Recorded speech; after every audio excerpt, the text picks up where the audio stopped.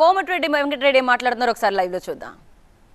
గారు దాని గురించి ఏదో మాట్లాడుతుంది ఆ ఇంటర్వ్యూలో, దానికి సంబంధం కానీ మా జిల్లా ఆ రిజల్టే ఒక సీటు 10 ఏళ్ళు మంత్రిగా పనిచేసిన వ్యక్తి బొటాబొటన 3,000 4,000తో గెలిచినాం. మేమందరం 50-60 వేల మెజార్టీతో గెలిచినాం.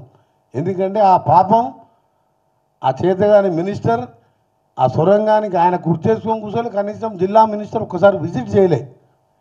2,000 కోట్లు శాంక్షన్ చేస్తే 1,000 కోట్లు పెడితే అయిపోతున్నప్పుడు ఇప్పుడు మాకు అదనంగా మా అదృష్టం ఏంటంటే మా జిల్లాకి మేజర్ ఇరిగేషన్ మినిస్టర్ వచ్చింది కాబట్టి ఇప్పుడు అన్నీ కూడా ఏర్పాట్లు చేసినాం.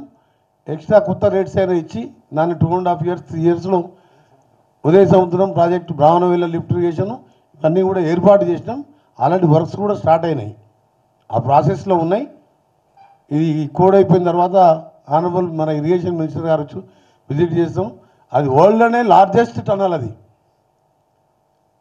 ఏదో డ్రీమ్ ఆఫ్ నల్గొండ పబ్లిక్. అది 1981లో అప్పటి ముఖ్యమంత్రి అంజయ్య గారు ఫౌండేషన్ కూడా వేసిండు.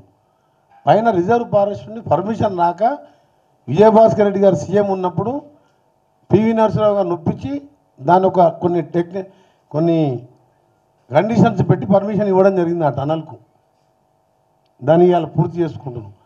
ఇన్ని పాపాలు చేసి మా జిల్లాని ఫ్లోరైడ్ జిల్లాగా మిగిలిచింది. మళ్ళీ ఇప్పుడు మా కాంగ్రెస్ ప్రభుత్వం 10 ఏళ్లలో ఆర్డబ్స్ ఎన్నో స్కీమ్స్ తీసుకొచ్చినాం. ఈయన వచ్చినాక నీళ్ళు మాకు కరువు, మళ్ళీ ఫ్లోరైడ్ పెరిగింది. మూసీ నీళ్ళంతా మా నల్గొండకు వస్తున్నాయి. ఎప్పుడన్నా మూసీ గురించి ఆలోచించిండా?